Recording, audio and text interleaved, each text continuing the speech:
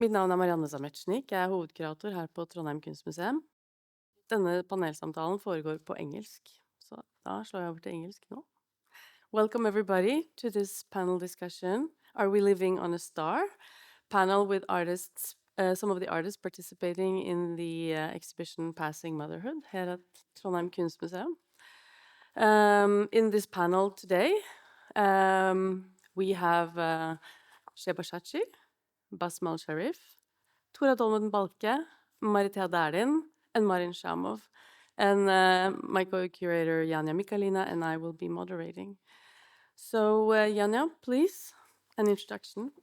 Good morning, everyone, and welcome to the panel titled Are We Living on a Star?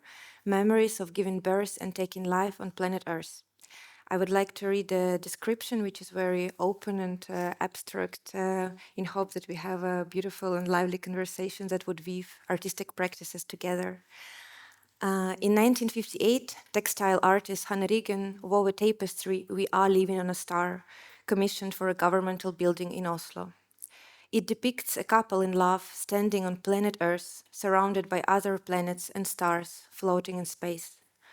On July 22nd, 2011, when the building was bombed by a Norwegian neo-Nazi, the tapestry was damaged. Once a post-war peace stance, the art piece was subjected to a very same fascist relationship towards life Ryggen has been confronting with her practice. Are we living on a star? What kind of world it hosts? The discussion brings together 5 participants of the exhibition Passing Motherhood, who in various ways practice art as a form of remembrance of giving birth and taking life. Drawing from participants' work, the panel concerns motherhood on and from Earth, its terminable and interminable forms, affordability, parallel realities, collective labor, and spaces between mothers with an asterisk, shaped by geopolitical and corporal dimensions. And before we start, we would like to read the biographies of the participants to situate the stardom. Okay. I will start with Sheba Chhachhi. She's a photographer and an installation artist.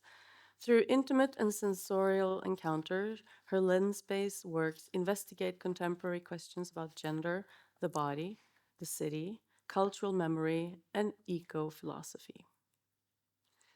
Basma al-Sharif is an artist and filmmaker. Her work explores cyclical political histories and conflicts through films and installation that move backwards and forward in history, between place and non-place, in order to confront the legacy of colonialism through satirical, immersive, and lyrical works. Let me see, jump. Thora Dolven Balke is an artist whose practice is strongly mediated through photography and moving images, heightened by their sculptural installation. Her work is often collaborative and curatorial, with an interest in how humans act in precarious situations and how those experiences are described and inscribed on their surroundings. Maritea Dæhlin is an interdisciplinary artist. Her work, encompassing video performance, photography, sound, and text, is deeply influenced by shifting geographies, histories, and contexts. Marin Shamov is a visual, dance, and performance artist. In their work for the exhibition, they engaged with the theme of mothering, collective responsibility, and trans bodies in relation to various political and economic factors that affect the access to childbirth and child rearing. We're very honored having you with us today. Maybe have some. And we were thinking we would like to propose to think together in a long exhibition artist practices in relation to each other. This is also a perspective often practiced by decolonial feminist optics, where any action, even the smallest one, reflects the planetary order. Thus, the temporal framework is expanding as well. We would like to speak about the artworks themselves, but also their embryonic states and afterlives. And I would like to give the word to the elder of the exhibition. First, Sheba Chhachhi, and your very poignant and important work on Kashmir that presents the conflict not from the polarized perspective, but from the perspective of the women, I think is a beautiful starting point, because it's been, it dates from 2004, if I'm not mistaken, also preceding many years of research, but also it's been exhibited in very complicated contexts, and unfortunately it's very relevant today. So maybe you can start by sharing with us the context of making this work, and moving towards the afterlife, which is also a life in a way. So being the oldest doesn't make me the wisest. But so it's 1995, and we are, to give a little historical background, Kashmir is a territory, a land that lies between India and Pakistan, and has been a contested territory since our freedom from colonial rule, that is 1947, which also led to the partition of the subcontinent into India and Pakistan. The agreement to align with India at that time was based on the promise of a plebiscite, which would be held to know the people's will uh, after that moment, that upheaval of partition and independence had settled. The plebiscite was never held. And because of the failure of democratic processes, a kind of people's resistance movement arose. Quite the Kashmir is geopolitically very important, and all global players, whoever you can think of, is interested because of its strategic location. Unfortunately, the People's Resistance Movement rapidly became militarized and became an armed resistance movement.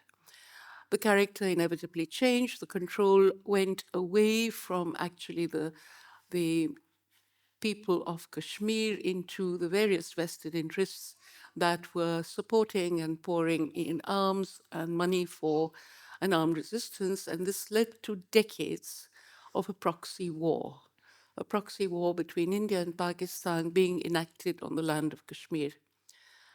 I think this work, I mean, I'm speaking of 1995, when we, a small group of feminists from India, from Delhi, Bombay, just four of us, we went to the Kashmir Valley. Fools go where angels fear to tread. It was the height of the militancy of the war and military action. But we went, and our main purpose in going was to try and understand how women viewed the situation.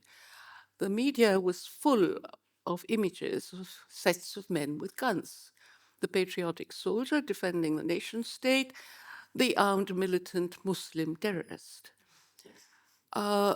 We went, it was not easy initially to gain trust, but we were able to speak to a very diverse, a large number of women from rural areas, from the cities, university students, peasants, housewives, doctors, a really wide range.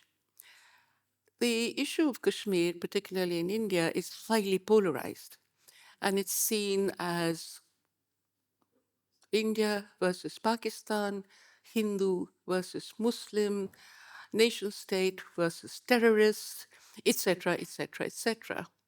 So the installation is actually set up to fool you into thinking that here are two sides. But as you move around, you realize that this idea, this binary idea, is completely destabilized. There are multiple subject locations that the women speak from. Muslim itself is not a homogeneous category. There are many kinds of Muslim. There's Sunni, there's Shia, there's in Kashmir, Gujar, Bakarwal, there's a strong Pir Fakir tradition. There are Sikhs who have been settled there since the 16th century. There are Hindus who are called Pandits in Kashmir, those who chose to stay on despite the propaganda of the threat to their lives and possessions. They are those who were in refugee camps. They are those who left and found shelter in other parts, mostly Delhi. So the work actually seeks to create an intimate encounter with each of these women. It's a image, a photographic image, and a testimony. The testimonies were gathered over a period of 6 years after our first visit. My collaborator, this was a collaborative work with Sonia Jabbar, continued to visit and spend long periods of time in Kashmir, gathering these stories, gathering these narratives, and developing a more complex understanding of the whole situation and of how women perceive it. What is really powerful is that while these women are from different relationships to the conflict, they are wives of militants, they are sisters of militants, they are women who've been abused by militants. They are women who've been abused by the army. They are women who've been rescued by the army. It's a very, very wide range, but what brings them together is an unambiguous rejection of the use of military solutions to democratic issues. It is a powerful voice for peace, and we believe that the seeds of compassion with which they view their own situation could be a force for change. Now, this work has had many iterations. The first was an activist iteration in the Beijing Peace Tent in the International Conference of Women, where it was literally clotheslines strung between two poles, stuck into tins full of rocks, and photographs clipped on. Part of that, which is no longer part of this iteration, was an archival history. We went and did a huge amount of archival research from 1944 to to almost 2000. And we had a kind of photocopy history of newspaper headings that you had to walk across. In a way, you had to traverse this history to actually encounter the women in the situation as it was. From there, the next iteration was in the Hague Appeal for Peace, in the corridors of the International Court, where overnight we dumped large amounts of compost and basically just inserted the photographs and the testimonies into that. All the very antagonistic players in the conflict, from the most extreme faction of the pundits to the most extreme faction of the militants, Muslim militants, the Indian government, everybody was there. And we were, I think, because our intention was primarily to humanize the discourse, to move away from the stereotype of this man with a gun, that man with a gun, and the woman in the burqa, completely either a victim or a helpless witness. These were women who were speaking clearly and strongly. So we were somehow able to find a path through all these very strongly held positions. And interestingly, people started inserting their own pamphlets and material into the mound of earth. From there, it then moved more into cultural space, art space, and the iteration you see here took form around the 2000s, early 2000s. What we try to do is to bring you into the domestic space of war. So bricks, which is the hearth on which every woman cooks, rice, the staple of Kashmir, and the rihal, the wooden bookstand, which is used for the holy book of every religious tradition within Kashmir and within the subcontinent, the Holy Quran, the Bible, the Gita, and the Guru Granth Sahib. Somewhat subversively, we insert rusted iron sheets, turning them into a sort of book, each carrying an image and a testimony. There's no one-to-one relationship between the image and the text. They are deliberately mixed up to further this destabilizing of stereotypical ways of understanding these positions and these situations. So this is all description. Uh, it's an old work, it's an archival work. And every time it is requested for again, I keep saying, but it's old. And now, at the time we went, there were no women photographers in Kashmir. Today they are. So the last curator who asked for this work for the Chennai Photo Biennale, I said, no, get those young women from Kashmir. And she said, no, it is still absolutely important. And the young women from Kashmir have different articulations. They're not engaging in this way. And unfortunately, every time I present the work, so many years later, it is still relevant. And I really wish it wasn't, but it is. And not just for Kashmir, but I think the situation, the players in the conflict, and the position of women resonates across many, many wars all over the world today.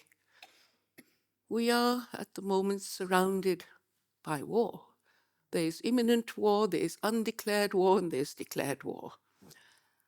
It's almost like we are in a state of tension, partly anticipating and partly trying to shut it out, ignore it, pretend it isn't there. So there's a kind of early revolutionary song from India which connects for me very much with this image of Hannah Ryggen. The idea is to bring the stars down to earth. So what the song says is, if you're alive, acknowledge the power of life. If there's a heaven anywhere, bring it down on earth, because this is where we are. I am increased. This work cannot be shown in India today. We are facing a form of the rise of Hindu religious fundamentalism, which is part of the ideological apparatus of the ruling regime. There is a huge, massive clampdown on any form of dissent. Kashmir has always been a very hot topic. It was even in 2000, and it is now practically impossible to present anything which has a critique of the army, which this does, from a women's perspective. And I think this is not true only of India. I think everywhere in the world, authoritarian regimes are on the rise. Our forms of protest, dissent, making a voice for the powerless or those who cannot speak for themselves, is increasingly squeezed. In Delhi itself, where we used to previously, as part of the feminist movement, occupy major sites of power. Please tell me if I'm going on too long. Great. Parliament, India Gate, Red Fort, these were the key kind of monuments of state power, and we would demonstrate right there. Today, we are corralled into a designated protest site where our primary addressees are other protesters on other issues. You're all put in this corner off the road with no contact with the public. Art offers a space which is still somewhat free of direct censorship. We can't say for how long. But so it's a question for us at this moment to use the space as much as we can and to be able to reach out to people, to provoke thinking. All my work, and it goes from a deep engagement with feminist issues, with feminist ecology, to questions of knowledge production, cultural memory. It's a wide practice, which I'm not going into, focusing just on this early work now. But my essential desire is to create a contemplative space, because I do believe that contemplation is an important part of any political radical thinking. We tend to think of politics as heated, and it tends to get reduced to slogans or one-liners. This is what we're being fed all the time through the mass media. So a contemplative space which opens up complexity, ambiguity, doubt, for me, is an area that we as artists can still claim and work with. Thank you.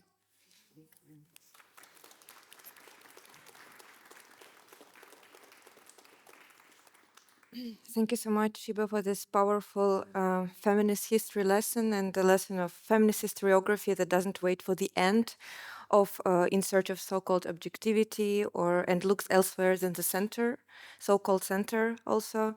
And it was really beautiful also to hear that, the access of research material also reflects an ethical position, a feminist one, where not everything, not all the work is done to be to be consumed, that there are other reasons and logics embedded in being there, being with, being along, being nearby. And maybe to make a subtle bridge to the next speaker, relationship to the militancy also reflects where one is in their stage of political grief. You've been also speaking in the interview because I asked this question for you, like, how do you cope with such a difficult work, practice? And you said that before you felt more rage, and this rage kind of fueled your work, but now it's also very different. I mean, different, but also the same time where we really lost, a political horizon and hope. But of course, for Basma and Basma al-Sharif is her practice now. I mean, and always, since before she was born. Is in a very difficult place as a Palestinian artist, and the work that Basma will make for the exhibition is called the Morning Circle, and we also thought that it would be beautiful both for the institutional time, like to have the work that won't be ready for the opening, so what you see actually on the wall is research material for the work that will premiere in Trondheim, hopefully in the late June, a film. And the films that kind of researches the inception of the politics of assimilation, the politics that creates the figure of the other and creates a hierarchy between people with different gender, racial profiles. And maybe you can share more background and also, Yeah, I mean, it's really. I was just thinking how lovely it is to hear kind of like the story behind the making of the work, and and how it's situated within a political context to like humanize the journey that a work takes. And I think I've told this so many times in the making of this piece, which is not yet finished, as Yaniya mentioned, because it's been so much a part of why I am making this work and reflecting on this present moment as a Palestinian, as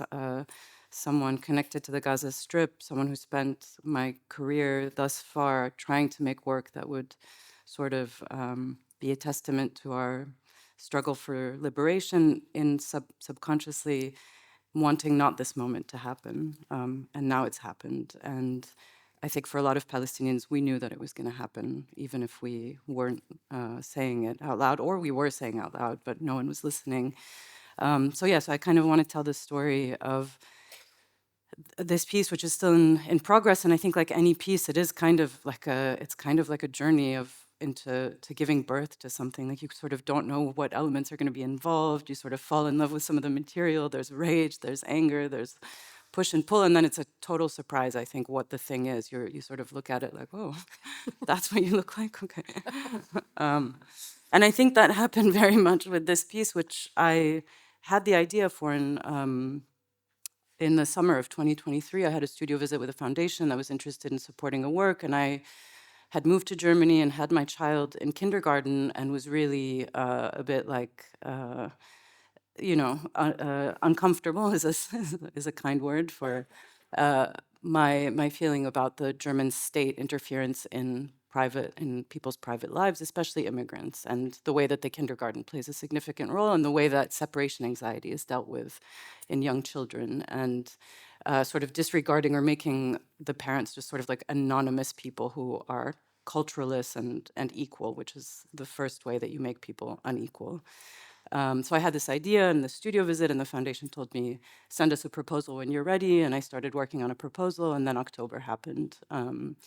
And I remember going to my therapist in total shock. I mean, I was in a state of shock for the first 7 days, I think. And she told me, get off the news, write an email, try to do work, try to watch the news just for an hour per day, which was completely impossible, but, try to do an hour of work is what I thought. And so I wrote the foundation like a psychopath on October 9th or something, and was like, here's a proposal for a work that I'm thinking about making on kindergartens and integration, and mentioned nothing of what had happened, didn't know what their politics were, and then felt like, I'm sure they're going to drop the idea of a proposal if a Palestinian artist in the middle of this escalating violence is writing about a project. And I felt this weird shame about wanting to continue to work on the project, and how would they respond? And they responded incredibly generously and with solidarity, and with telling me, you have all the time that you need to come up with this work, and we're here to support you, which, it's so rare in the art world. And so I slowly started to develop the piece as the months of the genocide started to unfold, and as there was this grand sweeping sort of the art world turning its back on us as Palestinians, people I'd worked with, curators who had supported our narrative, who had made space for not just me, but Palestinians to show work, film festivals that had previously sort of championed dialogue, who overwhelmingly turned their backs, either by going silent or by actively taking positions against us as Palestinians, or pro-Palestinians, people who were against what was happening. And so I completely lost faith in the art world. I always This is particular to Germany. it's particular to Germany, but it's elsewhere as well. I mean, Germany is the winner Germany and in the this. US, Yeah, I think, mainly. Yeah. for sure. But there are also like curators that I've worked with that are in other places who sort of have taken a distance, or feel like this isn't an issue that they need to address or are involved in any way, and work in other places. So I mean, I think beyond that also it was, and I always quote a friend of mine, Carmen al-Abbasi, who's a Palestinian artist based in Oslo, actually, who I saw shortly. I mean, I think in the first few months of the genocide, and she told me, like, don't you feel like an asshole that you're an artist? And I said, 100%. She said, don't you feel like when our parents were telling us to be doctors and engineers and lawyers, that we should have, like, it should have clicked that that's what's most needed? And I told her, 100%. I have no idea what we're doing. And I even feel like it's a betrayal. And this is why I appreciate actually what you say, because it took me a long time to sort of say, no, there's an essential role in this kind of parallel space of reflection, of questioning, of not having answers, of not just fighting for survival, actually, and to say, we're not even addressing you, we're just allowing imagination to be possible, and we're allowing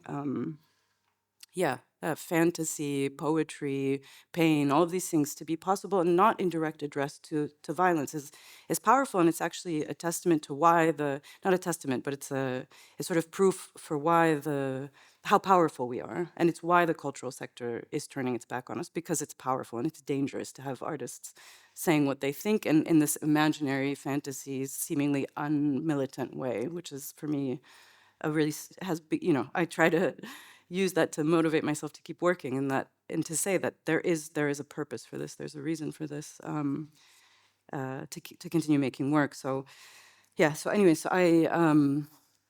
as I started to kind of remotivate to make the work, very, very painfully slowly over the course of 2024, I suppose, I started to find more allies. I started to find that there were spaces that were making a room for us to continue working, for Palestine to be allowed, not needing to be also the center, because there was also this shift that happened, that suddenly it was like, as a Palestinian, and this is really common with other Palestinian artists, I think we fight not to just be seen as political subjects, that we are artists, that we make work, that it's not necessarily always at the service of our struggle, and that suddenly we were being pulled back into only being Palestinian artists. You are welcome to come here to speak about the genocide. We want the works that are about Palestine to be the ones that we show. And I keep saying, like, the more that my people die, the more that my works show. That's a terrible feeling. Over the last 17 years, especially with Gaza. And so I was inspiring and honored and humbled by the spaces that made room for supporting my work or supporting dialogue that wasn't just responding to the West, and especially with this work, which um, again I had come up with before the genocide began, and I had many doubts about why would I make a work about kindergarten and integration and separation anxiety. And then in speaking to others, they said, but this is exactly a work that's addressing the genocide. You're addressing the root of where this starts. You're addressing the root of dehumanization. You're addressing the root of what it means to be a migrant, having to leave a country, not being able to go back to it, and being then in the face of Western cultural hegemony, which is actually unwilling to see you as human, because why would what's happening today be happening if the West saw us as human? And so it gave me a lot of inspiration to keep working. I had an exhibition at Apple in Amsterdam, whose director, Lara Khaldi, is a Palestinian and an old friend. And so she welcomed me to have an exhibition and to use the space as a kind of live research space. I don't know what to say. Like to sort of conduct live research in Amsterdam by inviting participants. And it's something that we'll do here, I think in conjunction with the premiere of the film or the screening of the film. But to sort of bring audiences in to speak about their experience as immigrants or migrants, parents of children who might be being raised in a culture different than their own, or as people who have experienced that themselves. And doing that in Amsterdam in order to help understand what it is that I was making and because I only have my experience and that of my child now and raising him in Germany, but opening it up to other people's experiences and saying migrant doesn't necessarily mean brown person in a white environment. And it's something that also in Amsterdam I was able to sort of tease out is like, what about white immigrants and how are they seen within Western environments, and how do we really look at the nuances of differences, and how do we speak to each other about it? Not just how is an institution or a policy looking at us, but also how do we look at each other in relation to our migration and how we're choosing to assimilate or not assimilate and to refuse integration. So this was incredibly powerful, and and then the invitation from you guys came for this exhibition, and when I said there's no way the film is going to be done in April, and you all said that doesn't matter, just bring the material, and then we'll see when the film finishes. It's been an incredibly again supportive and generative way to keep making work in a moment when I think a lot of us are questioning what it means to make work, and how to continue doing it and how to engage with institutions when we're all being forced to accept mass death on a daily basis. And yeah, on that very grim note, Thank you so much. that's the birth of the film eventually. Yeah. Yeah, and the film is coming in June, and I thought I wanted to come back to this like idea of the embryotic state of the work and how you kind of develop it as a sort of pregnancy. You carry this work forward, and you, as you say, you're surprised when you see it come out as it does in the end. And then is the life after when the work travels into different contexts. I was thinking actually about when you talk about your project, it's in this like pristine shape, like the message that you insert into it, although the form will be maybe surprising. And it then travels into the world as your child and is exposed to all kind of contexts, such as exhibitions or invitations to participate. And with this context, it's the motherhood topic that is somehow framing the work. And how do you feel like film? Is it open to absorb, or do you feel that your works are sort of is something rubbing off on them as they traverse different sort of contexts and exhibitions, such as this one with the motherhood topic in this case, and focusing more on, let's say, the aspect of care and. No, 100%. I think the context determines how we understand the work, even if it's completely finished and not malleable anymore. I think, actually, even in our initial conversations about this piece, I had said like it actually doesn't have that much to do with motherhood or being a mother, but the film, which I didn't actually describe, is following a father and his son. It's an Armenian Lebanese father and his son. It's fictional. in their morning rituals at home, in the playground, and then to a kindergarten where the child has a strong separation anxiety and then enters the kindergarten, and the kids help, with the help of one of the teachers, sort of rebel against the morning circle, and the kid escapes. And there's this like sort of defiant joy moment at the end that's not really in relation to the institution, but just because kids are joyful and defiant, and they do so sometimes not in relation to authority. And that was a really important thing to portray. And I think the more that we spoke, the more that I felt like, actually, yeah, of course, like mother is not just woman who births. It's the act of care. It's the act of understanding the nuances of like nonverbal language and violence that's sort of an undercurrent in an environment. I think this is the role of the mother, the role of nurturing, and not to think of it only in terms of biology. And so in this context, even though the film hasn't been finished, but with the material that I'm showing, I think that comes across. Like where is the vessel that is like caring for this vulnerable member in our society? And I think in a different context, it might be something else. It could be the architecture of where these events are happening, for example, because that was one of the early things that I wrote for the film, was like the architecture of the state and how the institution of the kindergarten fits within it and how that structures society. So it could be in an architectural exhibition that would highlight that. And I think here it's much more about the notion of the mother in relation to the state, actually. Yeah, and I think that will further be emphasized in this workshop where you invite parents or people with immigrant background with children in public school system here in Trondheim to meet and exchange experiences about exactly that, sort of the assimilation process that goes on within these seemingly innocent structures. Yeah. Yeah. Very uninnocent. Very uninnocent, exactly. Thank you. Thank you so much, Basma, for reinstituting the centrality of the symbolic space of the struggle that is often unrecognized, refused, or repressed by social and state structures, and also about the importance of the act of opening up our understandings of violence, film work, institutional responsibility, motherhood, and rather mother figure, and which is implicitly gendered in Western society very often, but it shouldn't be. And here maybe I would like to make another bridge to the practice of Marin Shamov. And when we discussed with Marin the topic of this discussion, they immediately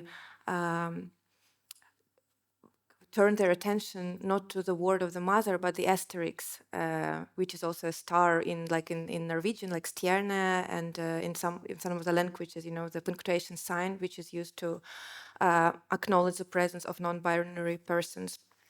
So maybe you could start from here. Yes, this was my first association, and it's not only for non-binary persons, but also like from trans people to make visible that it's a different spectrum of the understanding of also transness, and it is not every time it is between binary categories that you move from one side to another side, and it can be the process, and it is a start, it's like entry to different gender identities, also sexualities, and yeah, to way to be seen. And this something that reminds me. But now I have like something else that came to my mind, and it is at the beginning of the work on motherhood instruction. And when I was asked if I could make a performance based on the play Motherhood Instruction about motherhood.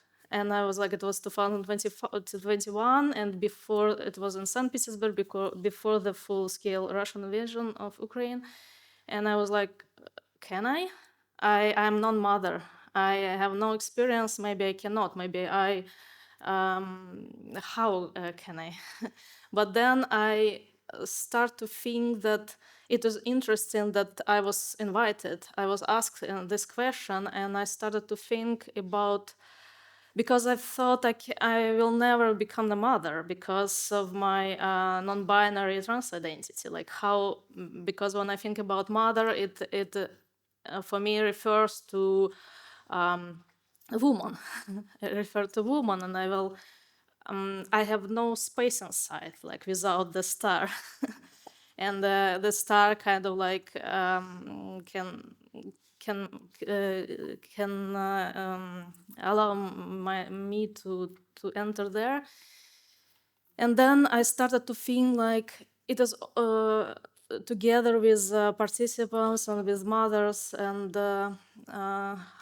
what would it be for me? What the kid could be for me if and how could it be possible? I'm in Russia. I'm in St. Petersburg. Like 2021. Okay, it was possible to went outside on like feminist march, and it was possible even once we organized it and authorized it, how to say, sanctionized. Okay, we agreed with the government. We went outside. It was possible once, but it wasn't possible to do for LGBTQ plus pride or other trans march. Was not possible. You always like, if you went outside, then you go to the police station. So it was a rule. And I remember we had this line, picket, because it was allowed to stay in a single picket. It was a way to actually avoid the tension, but it didn't happen. Then, if you go, you open your poster, you just immediately go to police station. And it was like one after another. Just a sad ritual. Like it was also not many people, but like maybe 15, but everyone was just there and just go. And it was this like choreography. And but how because for me it was not possible, because like different decisions like queer people makes, but for me it was not possible to not to be open queer, like especially in Russia. And I was like, okay, how my children, if I even somehow get children, so like how they go to kindergarten, because I cannot hide my identity. So, and then they face discrimination, then abuse, or even physical violence, as me had, and but also how, like, and how about like my gender, and how I understand like my body and decision about my body, because like it is also consideration like maybe medical transition, and there's also decision of your body, and also giving birth in this way is also decision on your body. And sometimes it is a conflict, and also like middle age, and when you feel like, okay, maybe you have to freeze your eggs and think a little bit more about this, because like it says that 35 is already time to do it. And then it became like my side of the work, all this reflection, and together with mothers, like, and it is, and that is how like this cyber child and this automatization of labor, and becomes like this metaphor, like this cyber child is a metaphor of like if my child will be born or not, and maybe it doesn't have to be like this, but and how me from my side can provide care to this. Maybe I should think about it more, if I cannot give up this desire. Maybe it deserves to give it time, but also, and then the war started, and you you're forced to emigrate, and then you immigrant and then you have to also prove your income, and a lot of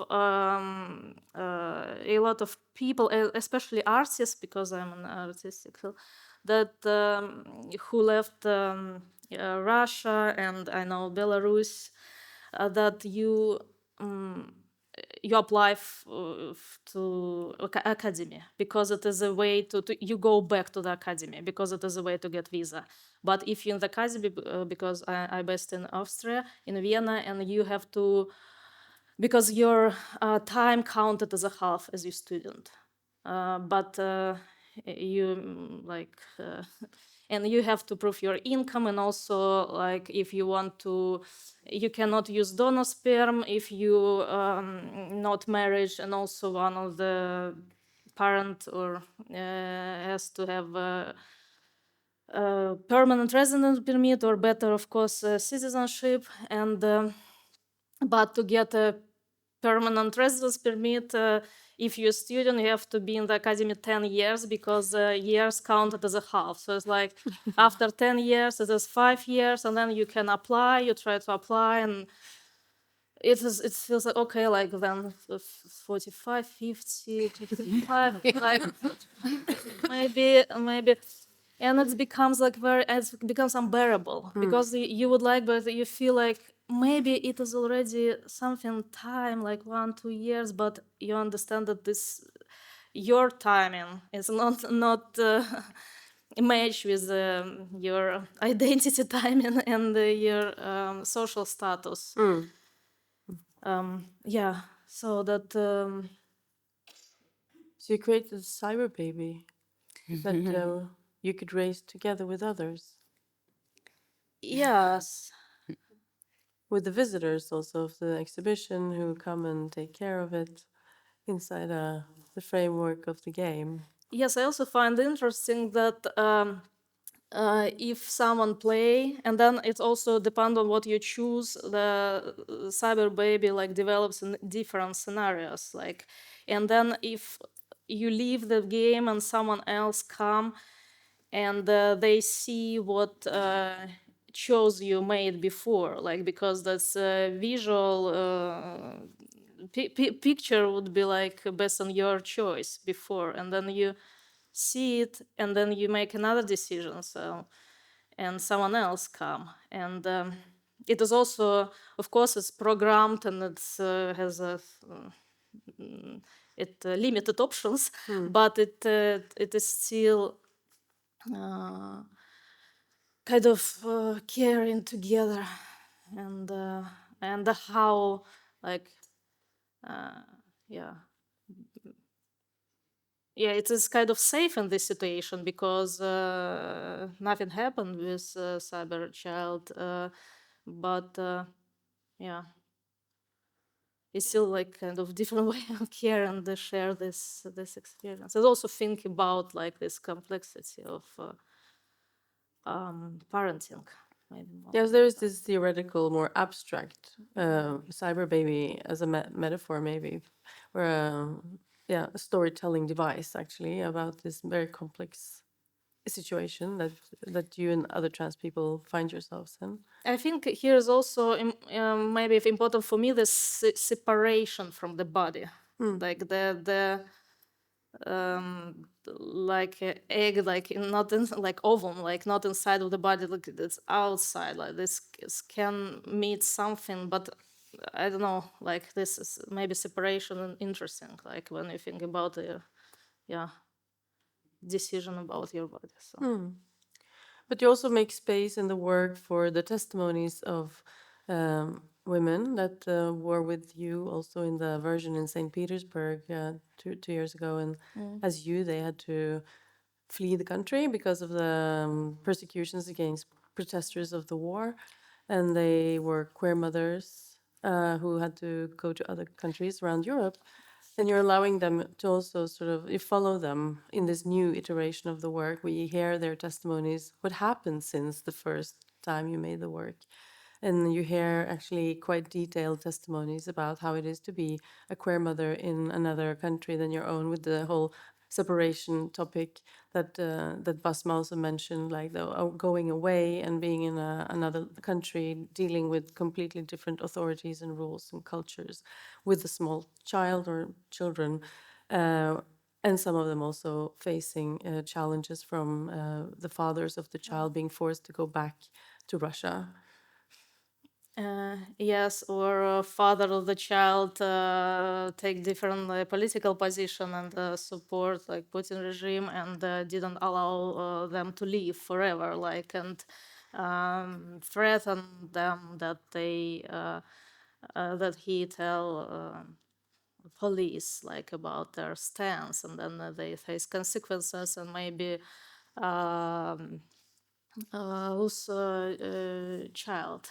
So and that they kind of forced to go back and forced to keep their relationships because of the legally they cannot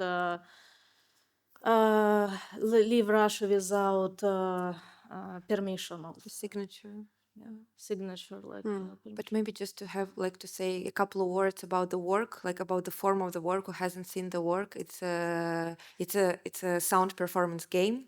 So and it's like it's located in that room there, so you can go and play. And yeah, like there is an engine, the game engine, which the visitor can interact with, and then the story kind of continues once you make a choice. And the testimonies of women with an asterisk are interrupted by the call of the Sabir child. So just like because I think that it's important to say a couple of ways. And I think it's also very interesting about your work that you bring a class question into the trans and non-binary perspective, which is not often very present, I think, in this part of the world.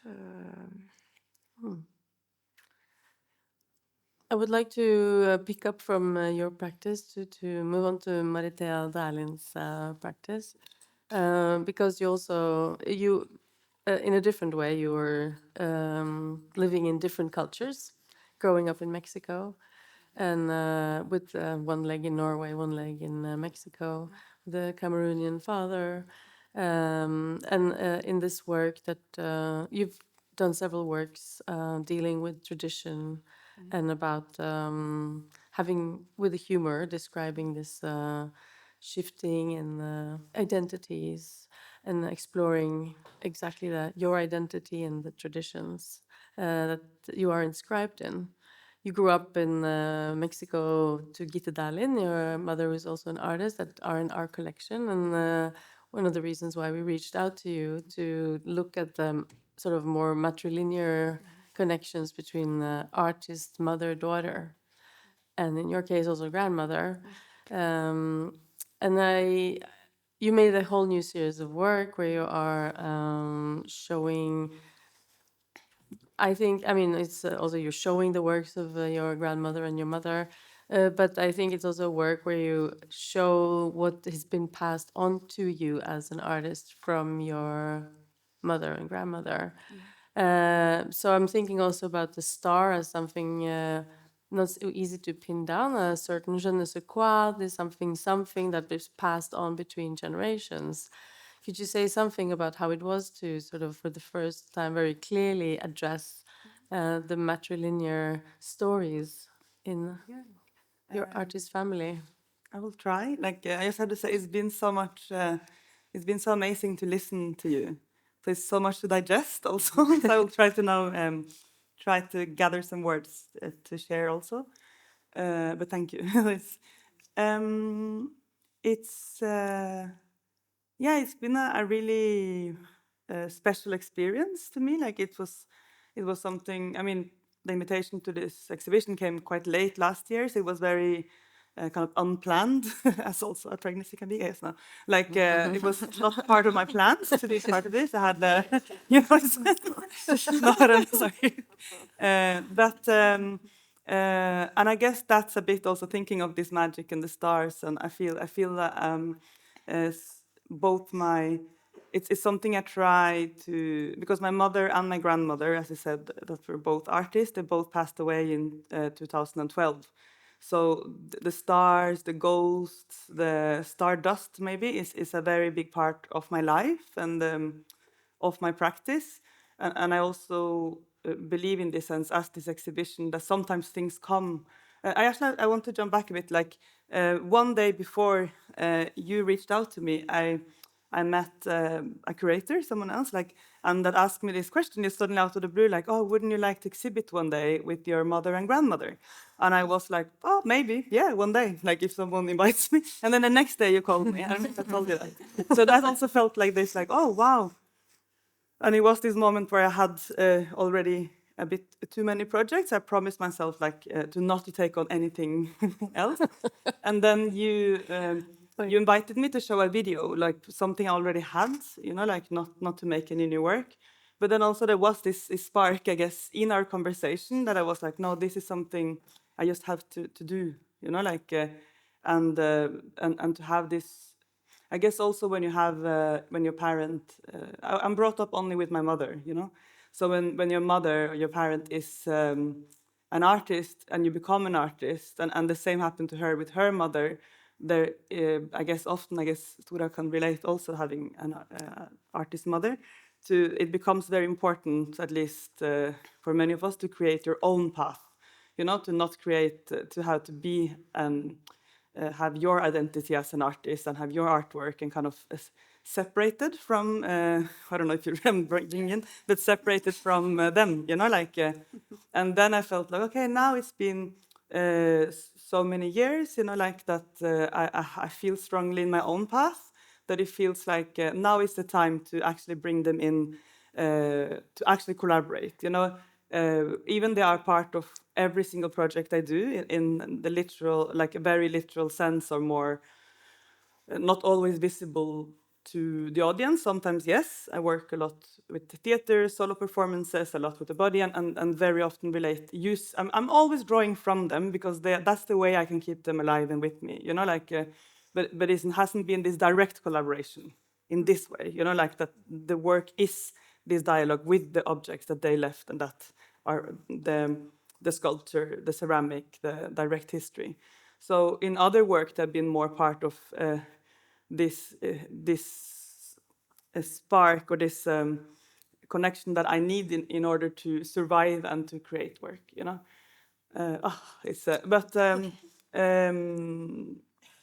So it's been, I guess also in other times, it's been this very, but then doing this work to realize it's thinking of what's passed on to you, like this very element of having like the clay, the soil, the also sometimes plants, you know, in the hands, painting, putting it on the face. It's something that is in all my work, you know, and I haven't thought of it. It's also very interesting to then go into the work in this sense. I mean, like, of course, the clay, I'm brought up with the clay in my hands, you know. I don't know anything about ceramics, but at the same time, I'm brought up in the ceramic studio. Like the smell, I'm brought up, I haven't, with the papier mâché, also, you're not tearing newspaper, like, and to make the papier mâché for my mother, you know, but it's nothing I've been kind of engaged with. I thought I haven't engaged with it directly in my work, but it is in all my work, you know.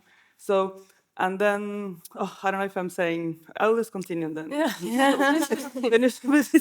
But then in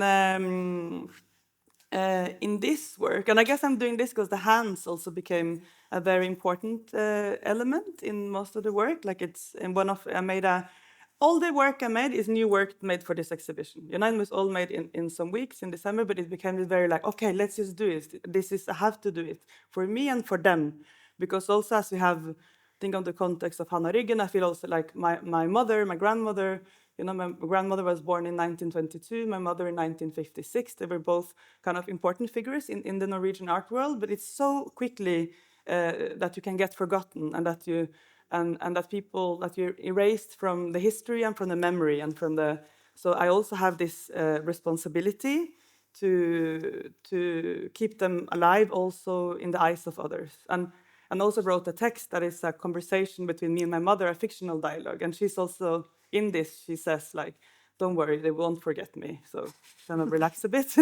So, and, but I feel this, yeah. So I always, and this, I will jump a bit from, I think when working also with having like me, that when your closest one, your closest people have passed away, and all, I don't have any kind of direct in my daily life connection with family that I share kind of blood with, to say like that, apart from the ones I've created, you know, like, so then also this non-linear time becomes very important, like essential, you know, because it's not just the past and now, it's like, it's a non-linear like landscape where, and that's also why I will speak a bit like this, you know, like jumping in and out, because that's also the way, sometimes I forget, like, when things happen in relation to them, because also of these conversations, you know, so there are two dialogues as part of it, one sound piece and one text that actually was written before part of the video, no? So, and both are dialogues with me and my mother and my grandmother and my grandfather, that also was an art historian, Erik Dæhlin. And I think this dialogues is also what can keep us in connection with what was before, to continue having the dialogues with the dead, you know, and to continue having them. Not, I don't feel it's just fiction. It's really, this is the dialogues we can continue having, you know, and that's so it's kind of bringing the past into the present. And then in the audio work, the child, in the text, the child is me and the mother is my mother, but in the audio, the child is my son and I'm the mother, but it's the same text. So it's also something, this shift, you know, what happens when I'm the one saying, oh, don't worry, they won't forget me, or if he's saying that, or and the same, and then there's one photo also with me and my daughter that is part of this, with one of the ceramic of my grandmother, her great grandmother. That is also the way. Yeah, I don't know. It's a passing on. Well, it's a Yes, passing completely. on. Yeah, Of of this stardust, as you it's completely, yeah, call it. and it's also in this one photo. A lot of them are. It's the faceless body, like it's with connected with the ceramics or with the sculptures, you know, and all in leopard that I could say a lot about. But it's one of the photos. It's me facing one of the sculptures of my mom. That is a face, you know. So you don't see my face. I'm kind of mirroring myself in it. And that has also a few layers. So it's she was making this textile and leather hand-sewn sculptures that she stopped doing because I was born. So that's also a very big part of this, because it destroyed her hands. So there were not fingers to touch a child. So then she went over to softer material as papier-mâché, because you don't want to touch your baby with this, you know, like painful, hard fingertips, you know. So that's also thinking of what materials we work with also can have a physical impact on how we will touch the bodies of our babies, no? So then, but I've always felt a deep connection also to these works. So it's also kind of asking for forgiveness to this work, because I feel they are important. You know, the sculpture you can see in the room, if you go in there, that's part of the collection here. I feel this is important work to be shown. And in a way, I feel this, in a way, you know, not something I carry, but you could see it like that, like a guilt towards that it stopped being made because of me. But then there's this other layer that I didn't see till I was there facing the sculpture, and when we're taking the photo, is that I ask for forgiveness to the sculpture, but then the sculpture looks back at me and asks also for forgiveness, because something I was really deep, kind of for me when I was a child was, you know, like it's also what we imagine. You know, the same we can have these dialogues with the past is also the future we imagine. And I always ask my mom, like, but when you were a child and you imagine maybe one day having a child, you didn't see me. You know, and that was very painful to me. And I was like, because you didn't see someone with my skin color. And she was like, oh, but maybe. And I was like, no. I was like, I'm sure you didn't see that. You couldn't imagine that. And she was like, no, but Maritea, I didn't, like, I don't know, like it's, but for me it was very painful, because I knew no matter what she said, she didn't see me. You know, and then to see that sculpture and see the color of that sculpture, it has this kind of pinkish color. I was like, you wouldn't have made this sculpture in this color after I was born, you know? So this is kind of a proof to me that you didn't see me. Yeah, and that was painful, I guess, for her too, that I felt it in that way. Yeah. Which is an interesting aspect of this dialogue between the sculptures and yourself in this series. We have a lot of dialogues. Yeah. No, but just to describe a little bit the works, there's a series of photographs, and they're all but one is against the leopard print background. And so the leopard print can be seen both as a sort of class indicator of like either like high street or, you know, consumer product. But in your mother's work, there were also indicator, and there was also a shift in her work when she moved to Mexico. I mean, she did that early, but she became increasingly interested in sort of the connection between humans and animals and the nature. So her figures that were in the beginning more political or more like Western, like this game player that we have in our collection, more toward this animal human mixed creatures, and in the end, she worked more and more with these like almost unhuman, like overhuman sculptures. So there was also like a shift in her work that has, but the animal human dimension is something that you has picked up through this use of leopard print. It's there in your work. Could you say something why it's been something so important to you? This. Yeah, I will try. Like it's, I think it's not always. I guess it's there's all these elements that are sometimes you start seeing that you are repeatedly using in the work, or I can see, and I'm sure others relate. This artists, like as I said, like the clay or the also painting the face. You know, like it's and the same with the leopard pattern or the animal print. That it doesn't always comes from this very rational place, but then later you're like, oh, well, that's interesting. Or maybe someone sees it and tells you something, and they're like, oh yeah, of course, that's what it means. So I feel it's been very, with the leopard print to me, I think since always, it's been a very important, I feel very empowered by it because and I guess it's something kind of embracing both the, maybe in some sense embracing the exotification that one's brought up with, in some sense, with having my physicality, and also being, as you said, I'm also like from second generation from Cameroon, and like all this, what that means in all the views you get kind of projected on you.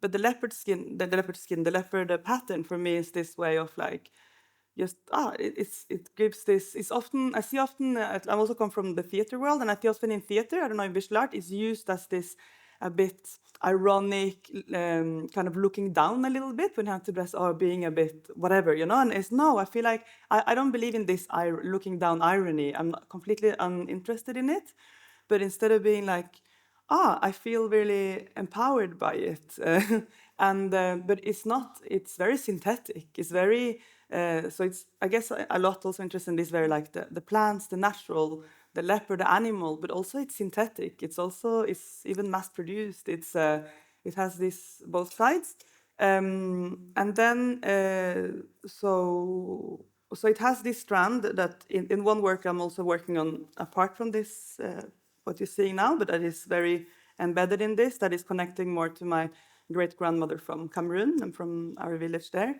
And then taking that in now into the relation to my mother and grandmother and Norwegian, Danish. My grandma was Danish, and then also finding this sculpture by my mother that is completely leopard. So and it's also something about bringing their work into that backdrop of my body and the leopard. Like it's not usually how you see their work, as how you see the ceramic is often surrounded by white or by this very kind of neutral, but now to putting it, it's a kind of a statement also to put them into something, and it's putting them into me, and it's not just the leopard dress, it's also the backdrop is leopard, and it's kind of putting them into something, like that it means something in some way, I don't know. Yeah, but it's an unusual framing of the work, especially of Lisbeth Dæhlin, who is has a very modernist sort of aesthetics, very strict. And actually, the cup that is shown representing her huge oeuvre, but it's a beautiful piece that she made probably in the 90s, according to colleagues who know, when she had this rebellious gold period, which is a sort of breaking away from this more somber blues and calm, forms. And she put gold on it, and that was a form of rebellion. Yeah. And this is your cup that you drink coffee from every day, every morning. So it's a personal object, and the domestic and the everyday was something very important for Lisbeth. And I would say it kind of framed also philosophically her work very strongly. And I was also wanting to bring that further to Thora, because the object that you are showing is actually also a domestic, has a domestic aspect, in the sense that it is an object that you use to bathe your child initially, but it has gotten a completely different character within the form that you use here. Could you say something about how the domestic is present in this work and other works that you've made? Yeah, I mean, I also have to just say that I'm so overwhelmed by all of your contributions that my hands are sweating and I just have to. I'm taking it all in. To be lost in this lineup is. But I will try to like channel that out into the world as well. A bit like Maritea and I speak a lot about our work, and my work was early when I started, informed by someone close to me becoming very sick and dying in a very short time. So it was like this echo into my practice of this like very extraordinary and kind of like loaded but very beautiful particular moment. It was very like everyday and mundane, but also so extraordinary. So I think when I had a child as well and was pregnant and gave birth, it was just like another one of these kind of like transitory states that I felt also with illness or age, that we like shapeshift and we lose like our rigidity or our structure in a way, and we become like limp, or as we grow bigger or smaller. And I think there's so much humor in that as well. Like humor is really important to me in my work. And this specific work is like infant bathtubs. They are cast with silicone from the inside, so you kind of like pull out almost like a sheet, a layer. I showed it in Brazil first, and an artist there was like, "Oh, it's a, how do you say, morkake?" The placenta. Placenta, yeah. But it's also part of a bigger cycle. Yaniya saw it in a show in Oslo. Bigger cycle of work called Human Scale. My great grandfather, worked as a steward on a whaling ship in southern Norway, and was out for 40 years, more or less, like in the close to the Antarctic and in Canada. And during the war could not return to Norway for 4 or 5 years because of the Second World War, because the oceans were perilous. And he worked as a cook mostly on the ship. But I was also thinking so much of this. I was thinking a lot in my practice after this experience, maybe like really triggered by the experience of pregnancy and birth, I guess, directly, of like somehow like the water mammal came into my mind. And I was thinking so much about him and the men who went out on those ships and pulled these giant bodies onto the ship and carved them open, and the brutality of it, and just the awe of this sort of what is hidden, the bodies that are hidden under the water. And then when they come up, to make them into something so, to take away their power in a way in that moment, to make them so kind of like powerless and sort of mundane almost. And so I was photographing in this bigger cycle of work also in Sandefjord Whaling Museum. There are these whale fetuses that were actually given away to rich people as trophies and kept.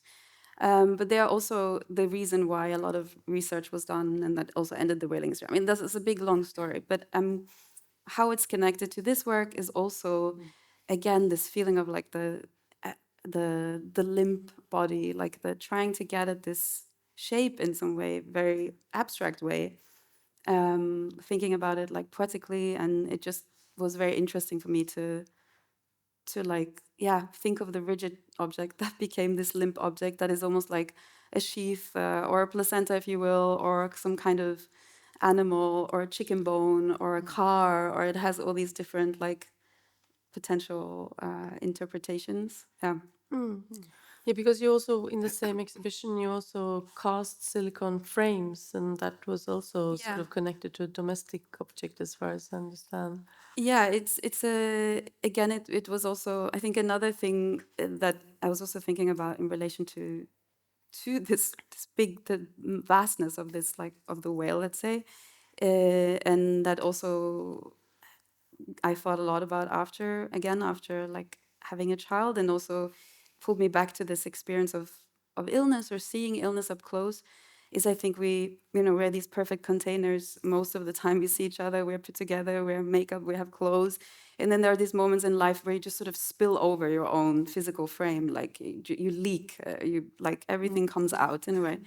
And we're all heading there as well, like, and how there's something very beautiful about that as well, you know, that you sort of dissolve into everything.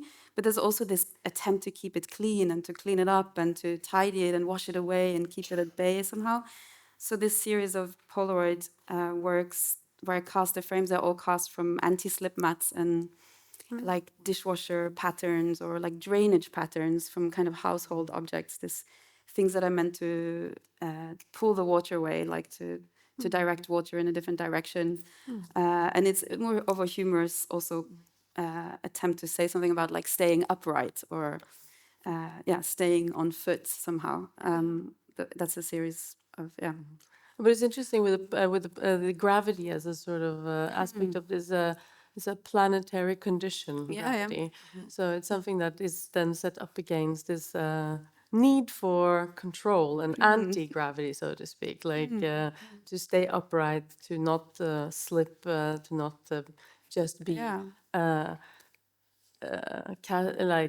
subjugated to the force of gravity. So that's maybe, I mean, a very simplified opposition there, but in any case, no, but I think it's something about that. And I guess when you say that now, you know, we are also like in the womb, we are sort of without gravity, and then we come out and we are immediately affected by the forces of gravity, and then increasingly so throughout our life somehow.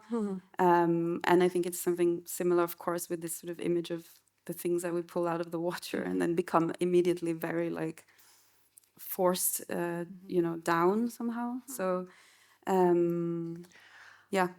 And with this work, I specifically also thought of how, you know, they are flat, but when you hang them, there's a point of gravity that like fills them with volume. And gravitas, of course, the title being, you know, sort of often a male, maybe kind of like someone with like a lot of weight or intellectual weight, or someone you can trust intellectually, maybe in a way. And in Portuguese, which is, I spent also a lot of my time in Brazil, and I have family in Brazil. I've started a family in Brazil, between here and Brazil. And gravidas means like feminine plural pregnant form. So it was like a play on the gravitas and gravidas as well, the title. I also think that your work for the exhibition, it's a very important contribution for thinking about abstraction. Abstraction is a verb, abstraction that in the feminist artistic practice that attests to the right to opacity and to the impulses, to the unhappened states. And at the same time, it is also this abstraction, the feminist like way of dealing with abstraction, I think is generative because it's very specific, you know, that if you don't have the experience of standing over this, you know, bathtub and, you know, washing a child, you will never recognize the shape. It will remain to you an abstraction. So it's kind of this interesting perspective on an abstraction that is very, very concrete. And at the same time, it protects itself, you know, from those people who are not sharing these experiences. And I think it's also that all of the artists share to a certain extent, also because Thora is coming from a documentary photography background as well as Sheba. And then I see it very much, I think, with like feminist practices that they start with this kind of urge to deal with the reality, but then at a certain moment, especially because now there is like this amount of trauma and affect, and then you try kind of to give it shape, which is not kind of which is not destructive, neither to yourself but also to the viewers. And then I really appreciate this work being part of the and this method. Thank you. Yesterday, Sheba, we were discussing a little bit like the purpose or the purposelessness of art, and you talked a little bit about it today. And it's a big bathtub to jump into, so we're not going to go all in, I think. But I think when we in this exhibition in the framework of motherhood, I think this idea of how we hold each other and how we how we pass knowledge and how we care for each other is a very central topic of this, with the way we talk about motherhood here. And I see sort of a parallel to the artist's practice in these dark times, and how do you legitimate yes, we have 10 minutes left. How do you legitimate being an artist in sort of dire conditions, and this you know, the art is not completely separated in its own world, and it's not either a sort of one-to-one direct purposeful action, you know, as being a plumber or a caregiver, but it is something in between, and that you, through your artistic practices in different ways, are passing something on. You have something passed on to you, and then you aesthetically treat it, you give it a form, you give birth to it, or it is given birth to the artwork is born in the studio in your practice, and then it's passed on into the world between different institutions, different conditions, viewers, encounters. Sometimes you are also present and talking about your practice and your work. So there is this ebbing and flowing of effects that you can't fully contain or control, but somewhere the work has a sort of very direct impact and contact with the world, the lived world. I'm saying this on microphone, that I do agree with you very much, Sheba, that art definitely We has. argued for a long time last night. And I thought about it a lot. Yeah, I think that my idea of the art being a bubble, a laboratory that is purposeless, is something very necessary as well. That aesthetic form is something very necessary to keep the art alive in the world as a form of resistance, as a form of passing on knowledge, a place for thinking freely, and not to be instrumentalized by other purposes. So I think definitely that I still believe strongly in that, but it's not a easy black and white. It's many shades of those two things. It's not a white cube. It's definitely not a white cube, no. I think this idea of care, for me, becomes deeply connected with empathy and what I like to call intersubjectivity, where it is not two separate subjectivities that are interacting. And I mean this both in relation to the work and the relationship between the work and the participant, observer, viewer. And that this is a space that comes into being between these two subjectivities for that particular moment. And it is very special and very charged. And it can only come into being through that process of empathetic care. So I see this resonating through the whole exhibition. This what I describe as intersubjectivity. It's also a very interesting feminist concept, drawn both from psychoanalysis and Nancy Fraser, etc., theorized profoundly, also as something that women is that we as women practice almost unconsciously, but as artists we take it on as a mode of address, as a way of speaking.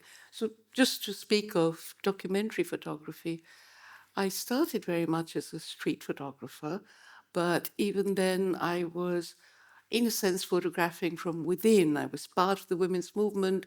I was shouting a slogan 1 minute, lifting the camera the next. And then I went into a collaborative experiment because even there I felt that the power relations that we as feminists criticize, state, nation, family, society, intimate relations, were perhaps being still played out between photographer and subject. So how does one alter that relationship to build something where the subject has greater agency, is involved in self-representation? And it is from there that this idea of working with building a relationship which could be intersubjective, which therefore is not just the artist, author producing, but is equally engaged with whatever, whether it is a person or whether it's a bathtub, is actually bringing to that intersubjective exchange. I don't know if I've kind of gone off in some odd direction. No, but I think that was a very beautiful way of framing it. Thank you so much for taking your time to sit here with us.